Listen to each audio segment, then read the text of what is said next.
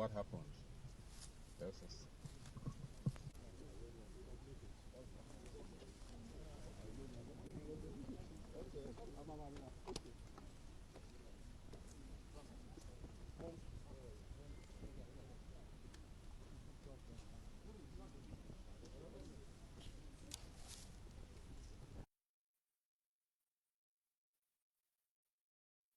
Today, and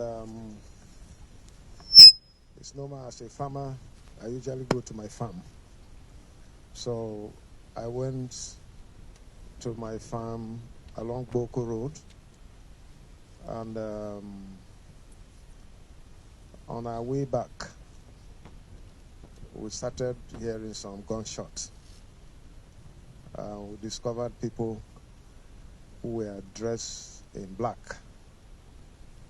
and from our experience, it was very clear that these are Fulani militia men, bandits. And I do not want to take things for granted, because a few days ago, the media were awash with the communique or the statement from the Fulani Mayatiala, who met in Yola. That is where they met in 2006, and decided that they must take Nigeria as their country, and every other person living here must be slave. That was why they started infiltrating the entire country. And they came out with a statement. I was alarmed, singling me out as the only person who is creating problems for the entire Fulani race in this country. It was quite disturbing. And behind the scene, I also heard that in the meeting, I was targeted for elimination. This was the information I got. And they will go after me, whether in my home or in my farm or wherever they get me. And this is not the first time.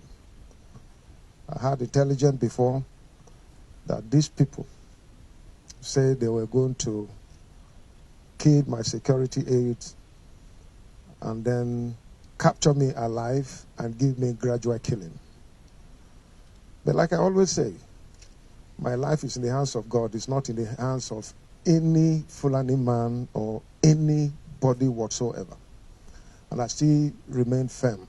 I will fight for truth, justice, equity, and fairness till when God permits that I should not be here again. Then I can go. But it's only God that can permit my exit on this earth. Not any Fulani man. I want to say it boldly. They have no right. They will continue to fail just like they did today. I appreciate the security personnel attached to me. They were able to repel them, and they could not have access to me. And thank God for my fitness to have run for more than 1.5 kilometers without stopping. It means that God has given me strength, and I'm grateful to God. And I want to say a quote from Reverend Dr. Martin Luther King Jr., who said, "If peace means keeping my mouth shut in the midst of injustice and evil, I don't want peace. If peace means willingness to be exploited economically, dominated politically, humiliated and segregated, I don't want peace." Martin Luther King Jr. This is what he said. And I stand with him. I'm not going to subject myself to intimidation of anyone whatsoever. I don't have problems with any Fulani man or Fulani race, but I have problems with Fulani bandits who have vowed to take over Nigeria as their ancestral home. And I say no. Not when I'm here and when I am governor leading my state. I'm not concerned about other states. Other states who want to give their land and give themselves to be slaves to these Fulani men, I have no problem with them. But my own state, I have consulted with my people, and what I'm doing is in line with the wish of my people. On that I stand. I have not infringed on anybody's right. My lawyer is here. He's going to send a petition against the leadership of Fulani herdsmen, or whatever you call them, Meyatiala, because they came out to target me, and behind the scene, they have planned to eliminate me, and I'm seeing that on my own land. If I can't go to the farm as governor with the entire security around me, then who else can go to farm? You can imagine the pains that we have here in Benue State. Thank God for Mr. President, who responded to my letter that anyone with AK-47 should be shot at sight. I'm yet to see that. Let me see it happening in Benue State. I have reported this to the security agencies, and I hope that this will be done, so that the land will be safe for our people to go back to farm and do their work and survive and live their life. Here in Benue State, we're not against Fulani men. We're not against Hausa, Igbo, any tribe, even white people. We are ready to provide land for ranching. That is what the law says. I don't know what this set of Fulani men who come from Niger, from Mali, from Chad, from Senegal, from other parts of the world, they have destroyed Mali completely. Nothing is happening there. They have destroyed Libya. They have destroyed several African countries with their aggression and think that they will come here and destroy Nigeria. I don't know what they mean. We are not against Fulani people who legitimately want to do their business here, including cattle rearing. But you must ranch. That is the law. And we are in a democratic era. And democracy is anchored on the rule of law. I don't know why people will come from somewhere and think that they will not obey the laws of the land. If everybody will take that, if all of us decide to be lawless, if all of us decide to take guns and go after people or our perceived enemies, there will be lawlessness, there will be anarchy. And who knows what will happen? I want to call on Mr. President. I want to call on the security agencies to fish these people out. They are in the forest between Makudi and Abinti. They are living there, and they are coming out to commit atrocities, evil, rape women, kill our people, maim them, destroy our farmlands, and do all this.